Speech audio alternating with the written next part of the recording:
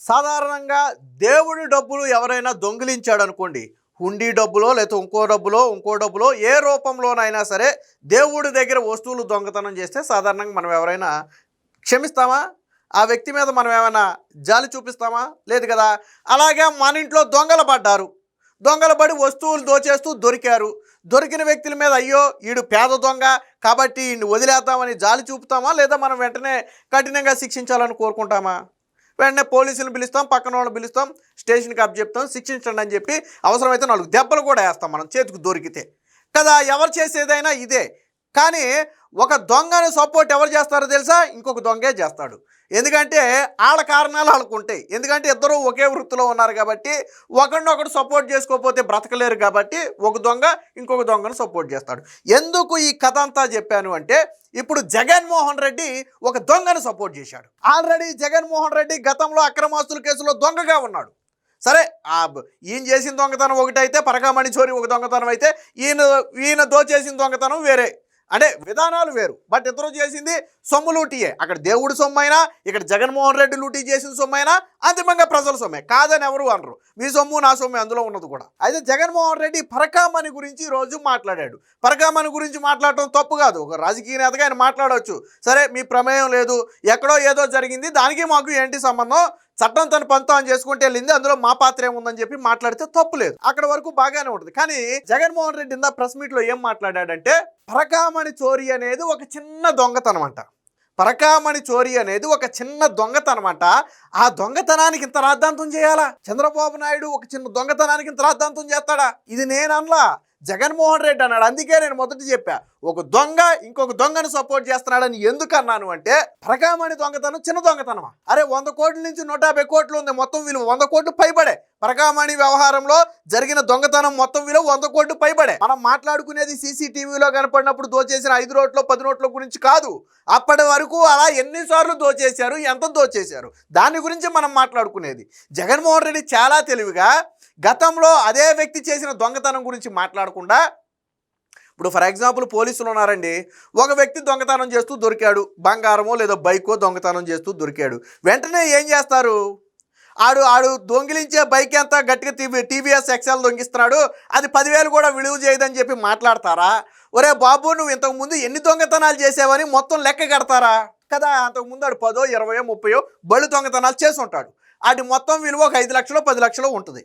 కానీ ఆ రోజు దొరికిన బండి విలువ 5,000 10,000 ఉండుండొచ్చు. కానీ అంతకు ముందు చేసిన దొంగతనాల సంగతి ఏంటి? ఇక్కడ కూడా ఆ రోజు దొరికిన వ్యక్తి అంతకు ముందు ఎంత చేశాడు దొంగతనం, ఎన్ని కోట్ల రూపాయలు కదా. రెండోది, ఇక్కడ ఇంకో విషయం కూడా మాట్లాడుకోవాలి మనం. దొంగతనం చిన్నదే, దానికి రాద్ధాంతం చేస్తున్నారని మాట్లాడాడు ఒకటి. రెండోది, న్యాయ వ్యవస్థ మీద కూడా జగన్మోహన్ రెడ్డి వ్యాఖ్యలు చేశాడు. యాక్చువల్లీ ఈ కేసుని ఎవరండి తిరగదోడింది? ప్రభుత్వమా? ఎవరు తిరగదోడారు? కేసు మొత్తాన్ని ఇన్వెస్టిగేషన్ చేయమని చెప్పి ఆదేశాలు ఇచ్చింది ఎవరు? హైకోర్టు ఇచ్చింది. ఇందులో రాష్ట్ర ప్రభుత్వం ప్రమేయం ఏమీ లేదే, చంద్రబాబు గారు ఏం కోర్టుకి వెళ్ళలేదే. ఒక జర్నలిస్టు గత ప్రభుత్వ హయాంలో ఇలా జరిగితే దాన్ని రాజీ చేసుకున్నారని ఒక జర్నలిస్టు కోర్టుకి వెళితే, కోర్టు దాని మీద ఎంక్వైరీ చేసి అసలు దేవుడు సొమ్ముని దొంగలించిన వ్యక్తితో మీరు రాజీ ఎలా చేస్తారని ఆగ్రహం వ్యక్తం చేసి కేసు మొత్తాన్ని కూడా సిఐడికి అప్పగించింది. అలాగే సిఐడి అధికారులు నిర్లక్ష్యంగా వ్యవహరించారని హెచ్చరికలు కూడా జారీ చేసింది. మీరు నిందితులకు కొమ్ముగాస్తున్నారా? నేను ఎప్పుడు చెప్పాను, మీరు ఇప్పటి వరకు ఎందుకు కేసు ఫైళ్లు స్వాధీనం చేసుకోలేదని ఆగ్రహం కూడా వ్యక్తం చేసింది. ఇదంతా ఎవరు చెప్పిన డైరెక్షన్? ఇది హైకోర్టు డైరెక్షన్ కదా. ఇందులో రాజకీయ నాయకుల ప్రమేయం కానీ రాజకీయ ప్రమేయం కానీ లేదు. మరి ఎందుకు జగన్మోహన్ రెడ్డికి అంతగా ఆవేశం? మరి జగన్మోహన్ రెడ్డి ఏమంటాడు? అప్పట్లో చేసిన వాళ్ళు న్యాయమూర్తులు కాదా, న్యాయవాదులు కాదా? ఎవరెవరి మీద నుంచో ఒత్తిడి తీసుకొచ్చి, అంటే డైరెక్ట్గా పేర్లు చెప్పలేక సుప్రీంకోర్టులో ఎవరినో తీసుకొచ్చి, హైకోర్టులో ఎవరినో తీసుకొచ్చి దీన్ని రాద్ధాంతం చేస్తున్నారని న్యాయ వ్యవస్థ మీద కూడా ఇండైరెక్ట్గా వ్యాఖ్యలు చేశాడు. అది కూడా తప్పే. ఒక రాజకీయ నేత అయ్యుండి, మాజీ ముఖ్యమంత్రి అయ్యుండి, రేపో మాపో నేను ముఖ్యమంత్రి కావాలని పోరాడుతున్న వాడు అయ్యుండి, 10 మందికి ఆదర్శంగా ఉండాల్సిన నువ్వు ఒక దొంగతనాన్ని చిన్న దొంగతనం అనటమే కాకుండా న్యాయ వ్యవస్థ మీద విమర్శలు చేయడానికి సిగ్గు లేదా జగన్మోహన్ రెడ్డి? తప్పు కదా. నిన్ను చూసి ఇంకో 10 మంది ఇలా ఉండాలా మనం అనుకోవాలి. కానీ ఓహో జగన్మోహన్ రెడ్డి చిన్న దొంగతనం అన్నాడంటే అసలు దొంగతనమే కాదు. రేపటి నుంచి వైసీపీ నాయకులు, వైసీపీ కార్యకర్తలు బయలుదేరతారు, దొరికిన కాడికి దోచేస్తారు. దోచేసి చిన్న దొంగతనమే కదా, మా నాయకుడు ఏమనలే. జగన్మోహన్ రెడ్డి ఇంట్లో ఒక చిన్న వస్తువు కొట్టేసి ఊరుకుంటాడని నేను అడుగుతున్నా. జగన్మోహన్ రెడ్డిని కలవడానికి వచ్చిన ఒక వ్యక్తి ఆ ఇంట్లో చిన్న వస్తువు కొట్టేస్తే జగన్మోహన్ రెడ్డి కానీ ఆ సెక్యూరిటీ కానీ ఊరుకుంటారా? నేను అడుగుతున్నా, చిన్న దొంగతనమే కదా, అంత ఎందుకు టీ తాగిన కప్పు బాగుందని జేబులో పెట్టుకున్నాడు, ఊరుకుంటాడు జగన్మోహన్ రెడ్డి? జగన్మోహన్ రెడ్డి ఊరుకుంటారా? ఇంట్లో కప్పు తీసుకొస్తే ఊరుకోడు కదా. మరి దేవుడు సొమ్ము దొబ్బేస్తే ఎలా ఊరుకుంటారా జగన్మోహన్ రెడ్డి? దేవుడు సొమ్ము దొబ్బేసిన వాడితో రాజీ ఏంటి? అది కదా ప్రశ్న. ఎవరు చేయమన్నారు రాజీ? ఎవరు అతని దగ్గర ఆస్తులను కొంత ఆ దేవస్థానానికి రాయించి మిగిలిన ఆస్తులు ఎవరు రాయించుకున్నాడు? వీటి గురించి ఎందుకు మాట్లాడడం మనం? సో ఏం మాట్లాడాడు చూడండి జగన్మోహన్ రెడ్డి ఒకసారి. ఈ పరకామణి కేసు అసలు ఆశ్చర్యం కలిగించే కేసు. ఈ రోజు నిజంగా ఆశ్చర్య పరకామణి అనేది కేసు ఏంది అని ఒకసారి చూస్తే, ఆ రోజు హుండీ డబ్బులు లెక్కిస్తూ ఆ రోజు హుండీ డబ్బులు లెక్కిస్తూ తెలుగు రావట్లేదు. చిన్న చోరీ ఏనండి. 9 నోట్లు,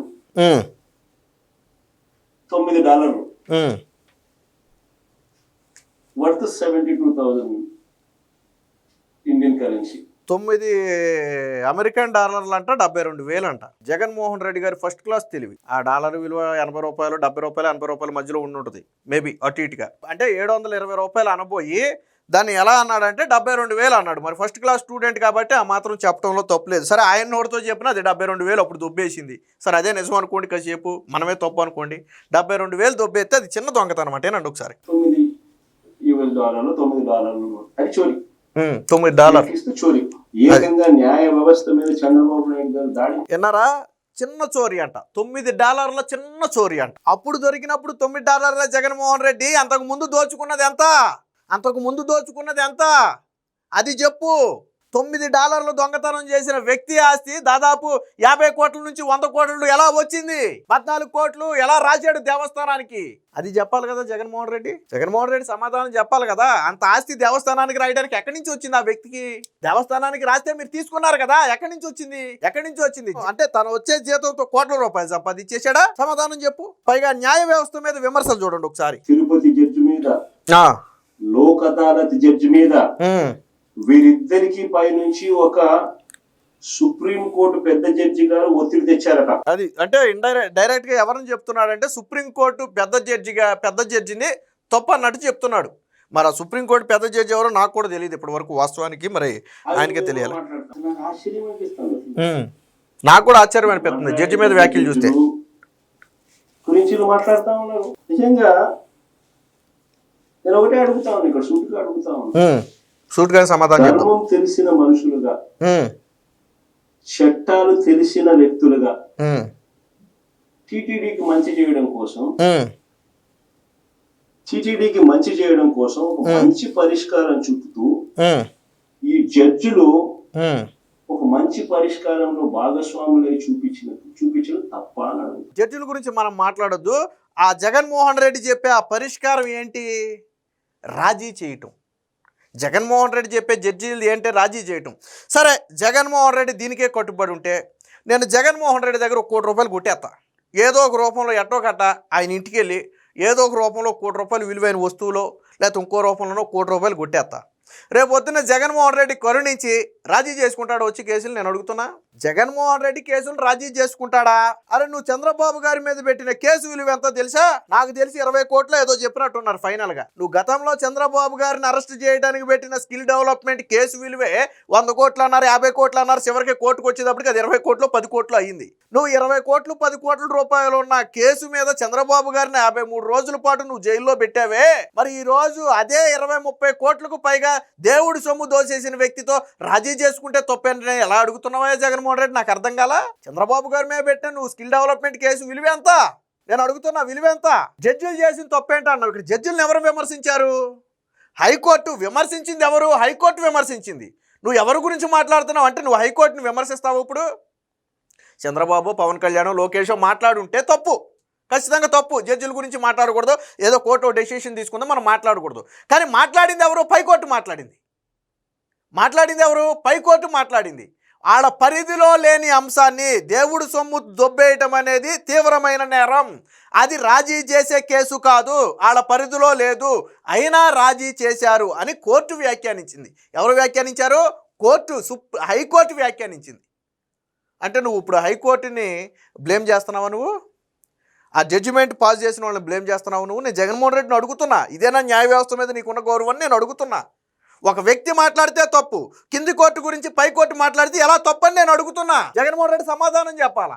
నువ్వు ఎవరిని మోసం చేయాలనుకుంటున్నావు? కింది కోర్టు గురించి ఎవరు మాట్లాడారు? పైకోర్టు మాట్లాడింది. దాన్ని ఎలా నువ్వు తప్పు పడతావు? పైకోర్టు నిర్ణయమే కదా అంతిమ నిర్ణయం. నువ్వు దాన్ని ఎలా తప్పు పడతావు?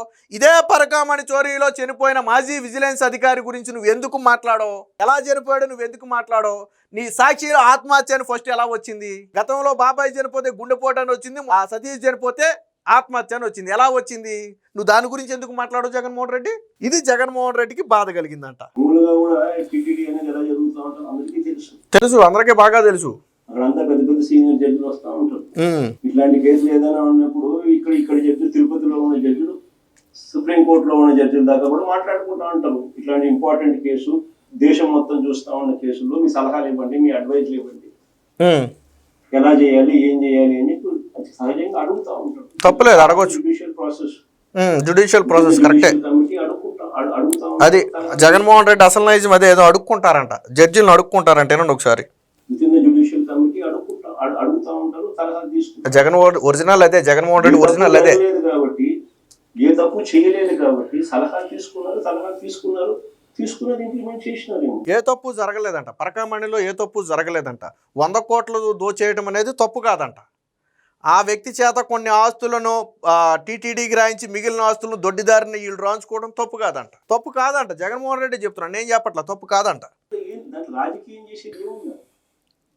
రాజకీయం చేసేది ఏముందంటే, ఆ వ్యక్తి చేత బలవంతంగా టీటీడీకి ఆస్తులు రాయించడం రాజకీయం, మిగిలిన ఆస్తులు వెనకమాల నీ ప్రభుత్వంలో పాలకులుగా ఉన్న వాళ్ళు రాయించుకోవటం, ఇది అన్నిటికీ మించి ఇప్పుడు ఈ వ్యక్తి చనిపోవడం కూడా తప్పే కదా. ఎలా చనిపోయాడు ఆ వ్యక్తి? ఎవరు చంపేశారు? ఆ వ్యక్తి బతుకుంటే ఎవరికి నష్టం? ఎవరి పేరు బయటకు వస్తుంది? జగన్మోహన్ రెడ్డి చెప్పాలి, వాటి గురించి మాట్లాడాలి జగన్మోహన్ రెడ్డి. రాజకీయం చేయడానికి $72,000 దొరికితే $9 అంట, 72,000 అంట. మన ఫస్ట్ క్లాస్ స్టూడెంట్ చెప్పాడు, ఇక్కడ నుంచి నేర్చుకోండి. ఎప్పుడైనా సరే $9 అని ఎవరైనా అన్నాడంటే వెంటనే టక్కున 72,000 అనండి. ఎవడు చెప్పాడా నీకంటే జగన్మోహన్ రెడ్డి చెప్పాడని చెప్పండి. భయమే ఉంది, మాజీ ముఖ్యమంత్రి కాబట్టి. ముఖ్యమంత్రిగా కాకపోయినా అవినీతి పరుడుగా ఆయన పేరు ఉంది కాబట్టి తెలిసి ఆయన పేరు. ఎవరు చెప్పారా 72,000 అని అంటే జగన్మోహన్ రెడ్డి చెప్పాడని చెప్పండి. సరే, మొదట్లో ఏదో తడబడి ఉంటాడులే అనుకున్నాం, కానీ చివరిలో చెప్పింది కూడా అదే 72,000. ఇది మన ఫస్ట్ క్లాస్ స్టూడెంట్ గారు ఇన్ని చెప్పాడు కదా. వీటి గురించి ఏదో మాట్లాడారని, అసలు ఈ కేసు గురించి బయటికి తీసింది ఎవరు, మాట్లాడింది ఎవరు ఒకసారి చూద్దాం. ఇక్కడ చూడండి, ఇది ఎవరు మాట్లాడారు ఇక్కడ. పరకామణి చోరీ కేసు రాజీపై సమగ్ర దర్యాప్తు చేయండి. హైకోర్టు 3 కీలక ఉత్తర్వులు. టీటీడీ బోర్డు అప్పటి చైర్మన్, అధికారులు, ఐఓ, ఫిర్యాదుదారుల పాత్ర తేల్చాలని సిఐడి డీజీకి ఆదేశం. నిందితుడు రవికుమార్ కుటుంబ సభ్యుల ఆస్తులపై కూడా దర్యాప్తుకు ఏసీబీ డీజీకి ఉత్తర్వులు. లోక్ అదాలత్లో రాజీ చేసిన మెజిస్ట్రేట్పై కీలక వ్యాఖ్యలు. ఇప్పుడు నేను చెప్పింది ఇందాక అదే. ఈ లోక్ అదాలత్లో రాజీ చేసిన మెజిస్ట్రేట్ మీద వ్యాఖ్యలు చేసింది ఎవరు? హైకోర్టు చేసింది.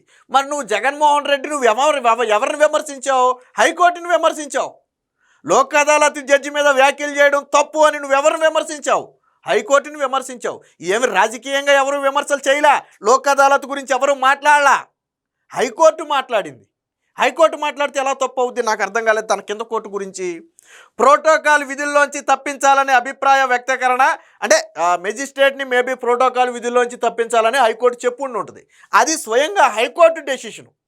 దీంట్లో ఎటువంటి రాజకీయ ప్రమేయం లేదు. కానీ నువ్వు ఎవరిని విమర్శించావంటే హైకోర్టును విమర్శించావు. నువ్వు ఏకంగా హైకోర్టును విమర్శించే స్థాయికి వెళ్ళిపోయావు. విచారణ డిసెంబర్కు 2కు వాయిదా. టీటీడీ పరకామణిలో వైకాపా ప్రభుత్వ హయాంలో జరిగిన చోరీ కేసులో హైకోర్టు కీలక ఉత్తర్వులు ఇచ్చింది.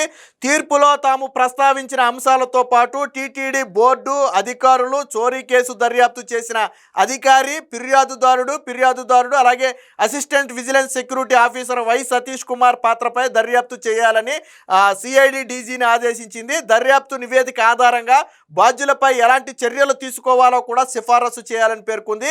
ఆ నివేదికను సీల్డ్ కవర్లో రిజిస్టర్ జ్యుడిషియల్కి అందజేయాలని సూచించింది. ఇదే విధంగా సిఐడి డీజీ ర్యాంక్ అధికారి మాత్రమే దీన్ని దర్యాప్తు అంటే కింది స్థాయి అధికారులు కాదు, డీజీ ర్యాంక్ ఉన్నటువంటి వ్యక్తే దీన్ని దర్యాప్తు చేయాలని చెప్పింది.